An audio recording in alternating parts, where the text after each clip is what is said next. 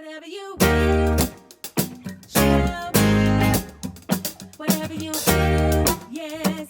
Hi, everyone. Welcome back. This is the Ellehcal Health Show, and I am your host, Dr. Enshanta.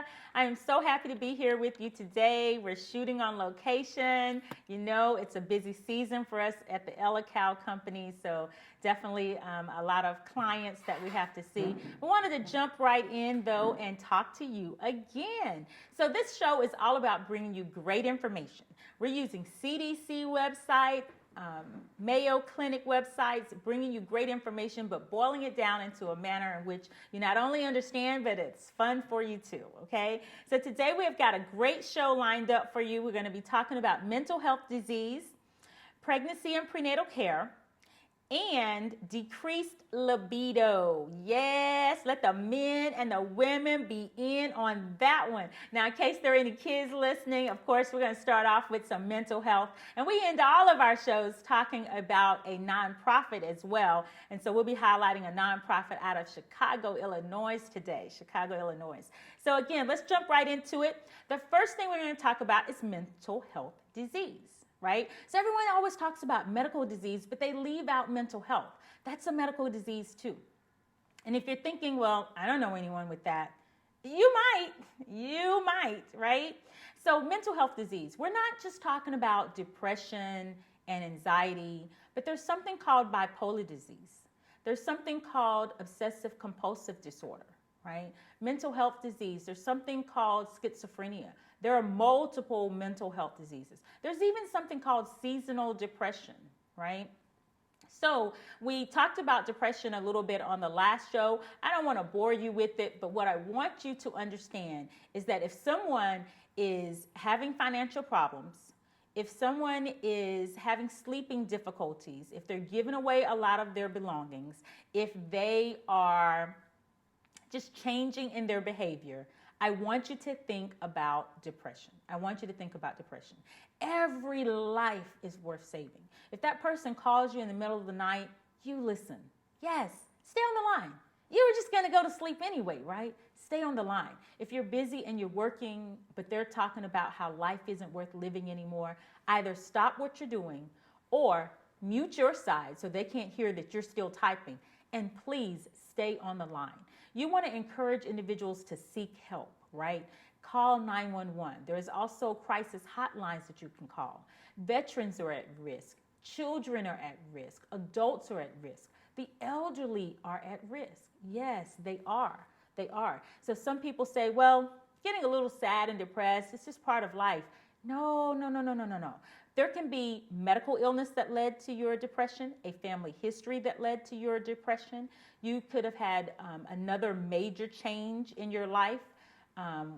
Several clients have told me that divorce led to their depression. So many things can lead to your depression. Here's what I want you to think about. I'll say it over and over again. Life, your life, is worth living. Your life is worth keeping. There are so many things that are in play, so many people that you are being influential to that you don't even know about. That's what I'll say about that. Now, another one is anxiety, right? So I had a client once and she said, you know what? I don't know, your ER, I don't like the way they treated me. I'm like, well, tell me what happened. She's like, well, I really thought I was dying. I had an episode. I've had these episodes before. I don't know. I think I might need medication. I really thought I was dying. My heart rate was racing. It was really fast. And I don't know. Everything just seemed like it was just coming to a bleak end. And I said, really? So I looked through the records. She had been to the emergency room multiple times for panic attacks. The patient stated she talked to her primary care about it. Here's what I want you to remember. If the person you're talking to is not giving you the medical care, the attention that you feel you need, do not forget that you have choices. You have choices. When you go out to eat at a restaurant, multiple choices in town for you to eat at, right? When you go pick out a pair of shoes or an outfit, multiple designers, multiple. Don't forget that. So people always think about the psychiatrist or the psychologist, but let me tell you, primary care providers, even OBGYNs such as myself, we know how to treat anxiety. We know how to treat depression. Some of us even have experience in treating other things. We've even treated obsessive compulsive disorder. So if you're wondering what is that, here's a picture for you. Imagine a young lady. This can happen to a young lady or a man who just wants things just right. They have to have it a certain way. The towels have to be folded a certain way. The floor needs to be cleaned a certain way. One client informed me her husband is who brought her to the appointment that day. She was pregnant and he just didn't know how they were going to make it for the rest of the pregnancy. And I'm like, well, what's going on? Because when we look at their record, her medical record, her pregnancy was uncomplicated. It was going well. There was in the medical history OCD, obsessive compulsive disorder, but it stated she was not on any medications, that it was well controlled, that the patient husband was very supportive, and he knew how to help her. Well, this day he brought her in. He said, listen, it's gotten worse. She has cornered herself off into one little corner of the room, one little square that she feels like is either clean enough or organized enough well enough for her that she can actually stay in that area. It was very, very sad. Of course, at that point, she does not want to take any medications. She didn't feel like she could take any. Turns out, let me tell you, even though you're pregnant, there are medications that we can give you. We can still give you medications while you're pregnant. There are medicines that are safe. There's a long list of them. We won't get into all of them on this show, but I need you to know your resources. I need you to know that you have choices.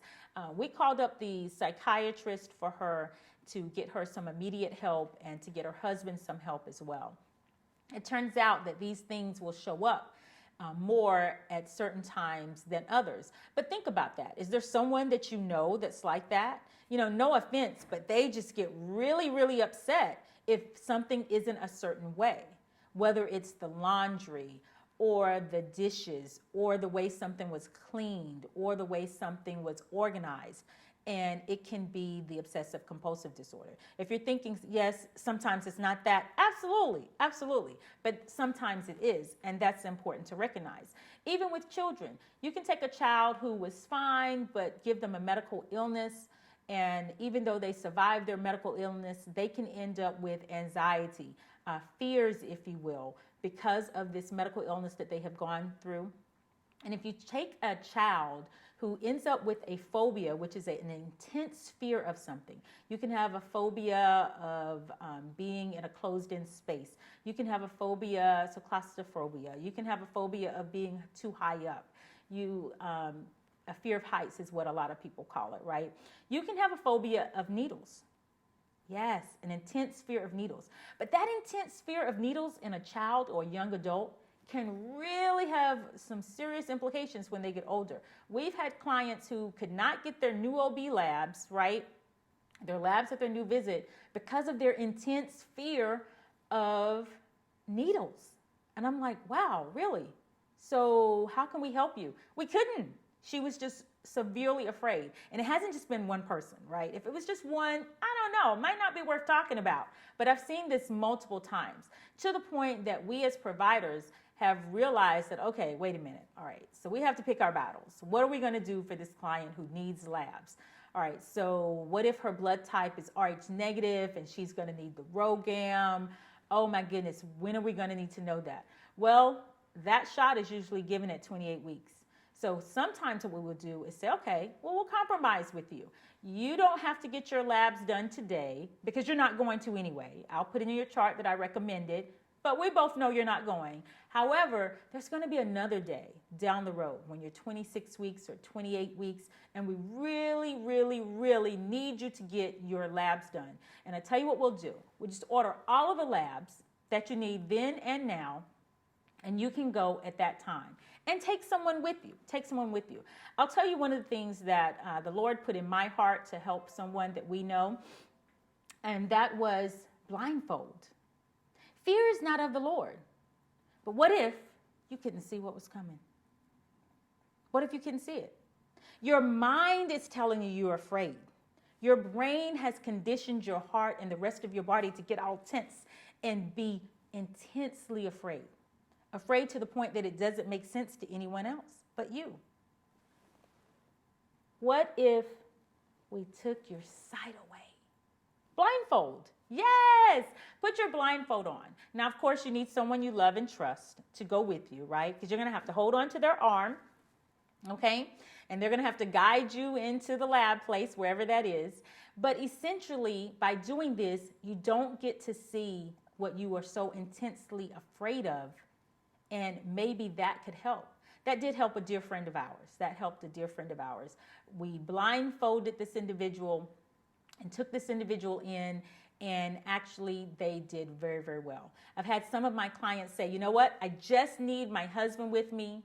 And if I just had my husband with me, then I'm sure I would do fine.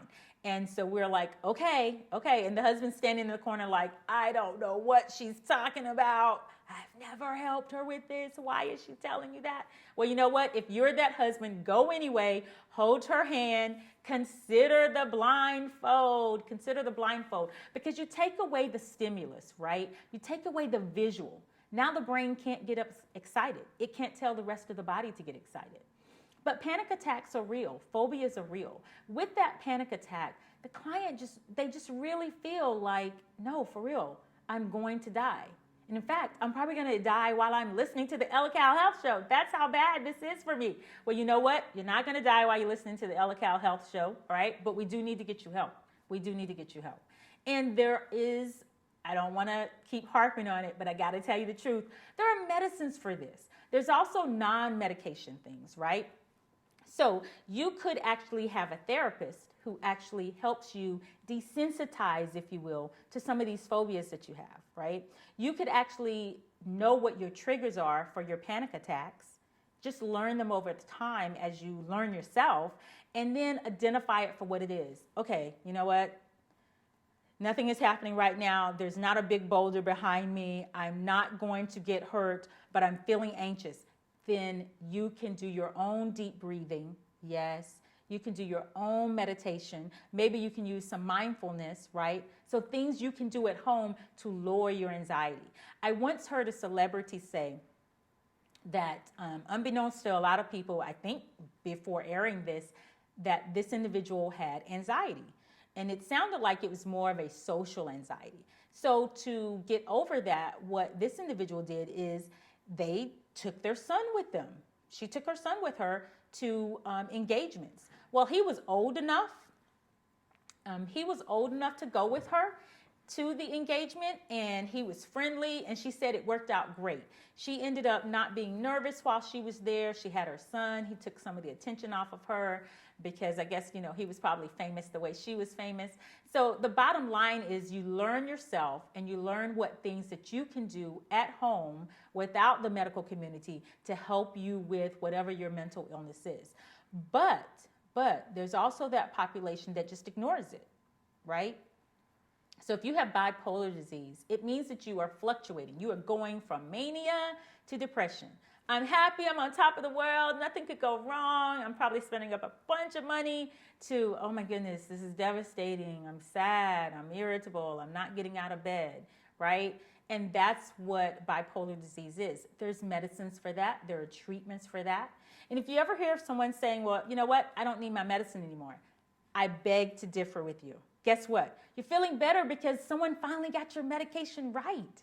They finally got you on the right regimen, the right dose, right? The right medication or group of medications, right? And that's why you're feeling better. This is not the time to stop your medications. And if you're thinking, oh, Dr. Enshanta is just talking about something out of a book, no, I'm not. There, most recently was our USA presidential election. And at least one individual that did run for the election was noted to have bipolar disease. The family came out and said, hey, you know what? I know he's running, but please keep in mind that he is sick and we are working with him, et cetera, et cetera. right? And no, for those who are wondering, I am not talking about our current president. I am not talking about our current president. The bottom line is that mental health disease affects a lot of people, both children and adults, as well as teenagers. And I just hope that with some of these examples, you will learn to know what some of the signs are. And you can be more helpful to yourself, to your community, to your family. Yes, yes. Now, pregnancy and prenatal care. Pregnancy and prenatal care. So, as your board certified OBGYN, this one is near and dear to my heart. I love the babies, okay? Back in medical school, I loved medical school from the standpoint of meeting all the different people. But people always say, well, how did you become an OBGYN? I gotta be honest, the cat's out of the bag, right? What is the one thing that you can get up for in the middle of the night without being mean and grumpy or just mad and you faking it? That's what I asked myself. And it was the pregnant women. I was like, wow, when I was on that OBGYN rotation, now that I think about it, I never got upset. I could get up in the morning, in the afternoon, in the middle of the night, in a deep sleep. I was like, I really love going to check on the pregnant women. Now, you could argue this because I'm a woman. You could say it's because part of my backstory was wanting to be a doctor because of my grandmother. Either, whatever the case, I noticed during school that there were several doctors who, they didn't look happy, guys. They looked a little grumpy. They acted grumpy. Let's just face it, they were very unhappy and it was showing. And I just didn't want to be one of them later on. And I just thank God by his grace, I'm not one of them. I still love what I do. So pregnancy and prenatal care. Tip number one, if you're pregnant, you're a little bit immunosuppressed. It's going to be easier for you to get infections, colds, all of those type things, okay? And you need to be aware of that so you can govern yourself accordingly. It's okay to ask people to check their temperature at the door of your house. It's your house. It's okay to have a box of masks. I mean, we got a little stack by our front door to hand out to individuals who might come and don't have one and need to enter, right? That's all right. Ellehcal Health show, our first show and our second show with a live audience. We were taking temperatures at the door, handing out N95 masks. We wanted to be as safe as possible. The whole place had been wiped down before the guests arrived. We did everything we could, and I'm happy to say that there were no infections after the show, okay? No infections after the show, and so that's great. But prenatal care, you want to get in for that new OB visit so that you can get your labs done, so that you can be evaluated, right? You want to keep coming back for your prenatal visits. We are checking on the pregnant woman. We are checking on the unborn, right? We've got 2 lives that we're responsible for during that entire pregnancy. And we always say pregnancy is 9 months, but back in my residency, I had a patient who was very upset, and she was upset because she counted it. All right, we've been caught. It's actually not 9, it's 10. But you guys are usually at least 1 month pregnant by the time you know anyway. So that's probably where the old wives' tale comes from for being 9 months. We won't do tit for tat. The bottom line is that we need you to keep coming back. Now, I do know that some of the OBGYNs are spacing out the visits. Instead of being every 4 weeks, it's every 6. Instead of being every 6, sometimes they're spacing them out to every 8. It's still very safe. Some are doing telemedicine visits for those who don't want to come into the office. And there's some programs for that over in the Midwest or the mid-southern areas. I know Louisiana was one of the locations that was doing it. But if you have a scale at home and your provider has given you a fetal heart monitor, one that we use at the office, and you have that packet, you're right. They could be doing telemedicine visits with you for that. That would have to be something that's well organized. Otherwise, we deem prenatal care essential. Essential. We want the ability, the opportunity to send you for that formal radiology ultrasound to look at your baby's anatomy. There have been reports of intrauterine fetal surgery. Yes, yes. Just think, that child's spine was interrupted. There was a mass on his lower back. He would likely have been born with no ability to control his bowels or his bladder or his legs, him or her. But because the mass was detected on ultrasound, because the family was insured or able to get to a location where it was covered, the baby was able to have intrauterine fetal surgery. That uterus was cut open. baby was lifted up, right? They removed the mass, they stitched over the area, they closed the amniotic sac, they then closed the uterus. If you're wondering, did the child survive? Yes, yes. If you're wondering, did I get that story from an article? Yes, yes. But did you know, I also met a real live patient. She showed me pictures of her son, and it was the same exact case. At first, I was like, oh, she probably read the same article as me. But no, she didn't. She was talking about her beloved child who actually could crawl. And mom was so hopeful. My patient was so hopeful that one day, her son was going to walk. Why? Because she dared to get prenatal care. They found something. They did surgery on him while he was still inside of her. He lived. He was not premature. And although it's taken him longer to walk, at the time that I met her, he was just learning to crawl and he was 1.5 years old. By now, he's multiple years old. And that just to me was very inspiring, because you're taking someone who was literally going to be wheelchair bound for sure, and you're giving them an opportunity. This is what prenatal care does. If we knew from your ultrasound that cleft lip was there, well, you're not going to have intrauterine surgery for that, but the doctors could be aware, right? And surgeries can be done after the children are born, right? Prenatal care, you want to make sure you're on a prenatal vitamin. You want to make sure that prenatal vitamin has folic acid in it. They used to say 400 micrograms, then they started saying 800 micrograms. These days, we're telling people 1 milligram for the twin gestations. There's new data that if you've had a pregnancy loss, an early pregnancy loss with your previous pregnancy, and you're concerned about it this time, and now you're pregnant again, one of the things that you can do is folic acid, 5 milligrams a day during that first trimester. And that in and of itself could prevent you from having a pregnancy loss, could prevent you from having a pregnancy loss during your current pregnancy. Why are we talking about this? Because you want to know things you can do at home, right? Things you can do without me, things you can do without your provider. You can take your prenatal vitamins. If you can't take a prenatal vitamin, one of the best vitamins that you can take or supplements is your folic acid. And just go ahead and give you and your unborn a chance. Take the 1 milligram at least, right? If you want to be on it, there's a lot of women who say they were having painful bones and so forth during pregnancy. You can take calcium. Ellehcal has, it's just a name brand. You can look for the store brand. But when you take a calcium pill, you want a calcium pill that also has some vitamin D with it, unless you're taking a vitamin that has some vitamin D in it, because they work together to get that calcium absorbed into your body. Your body is growing another human being.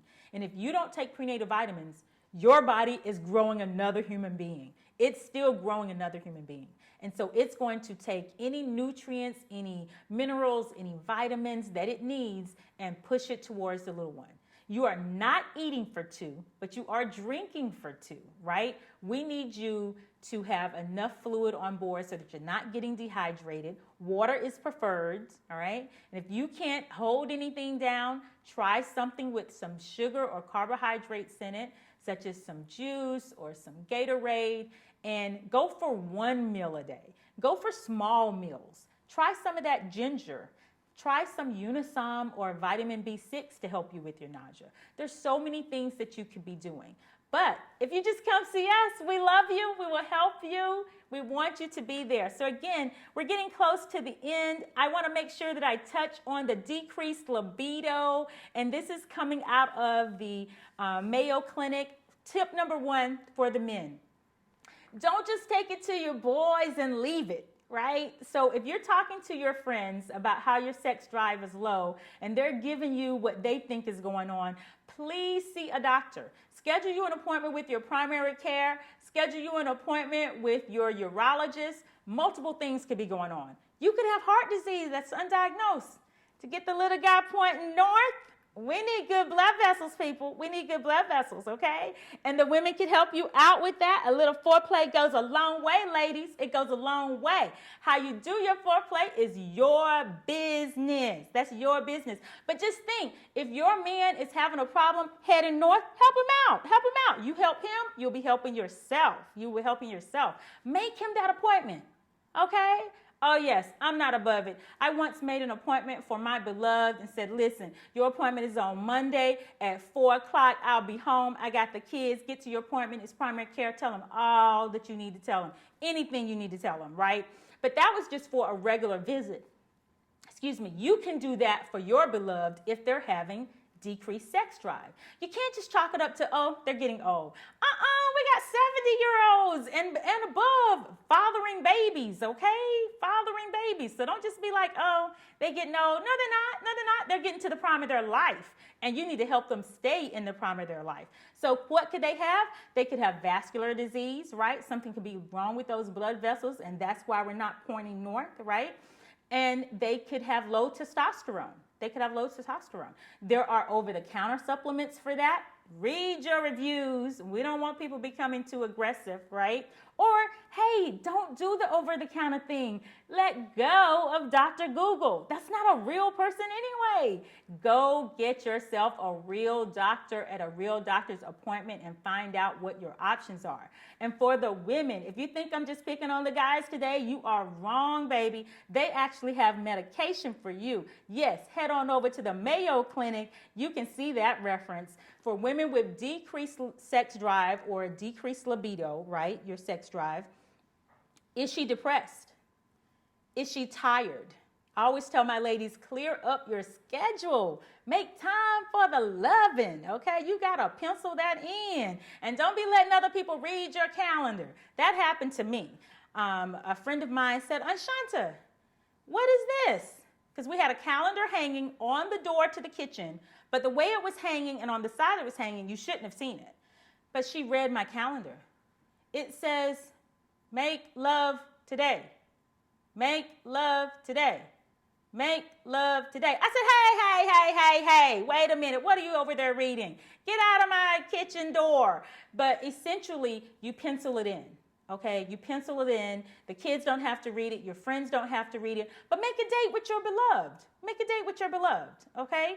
And that can help you increase your libido. Now, for the women, it could be the vaginal dryness, okay? We are getting on up in age, or we breastfed for a long time. There's a low estrogen. Let me tell you, estrogen cream, they have plant-based as well as animal-based estrogen creams on the market, available by prescription, right? If you use it twice a month, don't do this everyday thing. You're going to be bleeding. Don't do that. You know that you've been menopausal for a while. You ain't bled in over 10 years. You don't want to start bleeding today. So take your prescription appropriately. And if your doctor didn't know what appropriate was, I'm telling you now, for the estrogen cream, it's twice a week, right? Twice a week. That does not increase your chances of uterine cancer, in case you're wondering about that, or breast cancer, because it's a small amount, but it will wake up that area. Some people call her the flower. I just call her the vagina, okay? But it will wake up that area. Women have noticed an improvement in their sex drive, less pain with relations. They have also noticed less urinary symptoms, right? Maybe she was leaking before. Maybe she was having a lot of urgency before, like she had to always go to the bathroom. You add a little estrogen to that area, there's estrogen receptors all in that area, including the area where the urine comes out. So why am I getting a little bit deep into this? Because your girl wants to help you. Yes, I love and breathe this stuff. I had a client come to the office once who said, we're packing up and moving to the Midwest. I said, excuse me? This is just a follow-up. She said, yes, I brought my husband here today. I want to tell you, doctor, that cream you gave me, I'm only using it twice a week. You saved my marriage. We just sold the house. I got $100,000 from the sale of the house, and we are moving to the Midwest. I feel wonderful. I'm like, really? All of this from the estrogen cream? She said, yes, whatever that stuff was. I said, are you using it too much? She's like, no, I'm not. Just twice a week, like you said. And it is so helpful. So remember, there are options for the men. There are options for the women. Know your options. And let's be honest about it. We are legitimate in talking about this because being sexually active actually improves or lengthens your life, improves your relations as well. So we'll move on now to our last little bit of the show. I want to highlight Cards for Kids. Cards for Kids. That's CARDZ for FOR Kids. Kids, KIDZ. So let me do that one more time. So Cards for Kids is a nonprofit over in Chicago, Illinois, and it's spelled C-A-D. Let me go one more time. CARDZ for Kids. For is FOR and kids is KIDZ. So basically what they are doing is they are collecting handmade cards and taking them to the hospital where the sick children are and handing them out. And it is really changing lives. And so they've been doing this for a few years or more now, and they have helped so many children. Having been in the hospital on both sides of the aisle as a provider, as a physician, and also as a patient, also as a visiting member for the patient, it does make a difference when someone thought enough of you to stop by your room. And then on top of that, to be bringing you a gift of a homemade card, it's just absolutely wonderful. You can find these people over at greatnonprofits.org, greatnonprofits.org/cards4kids info. God bless you. This is the Ellehcal Health Show. I love you. Until the next time, be safe. Don't forget to donate. The church needs your money. The nonprofits need your money. And it's a tax break for you. Bye-bye, everyone. Whatever you will.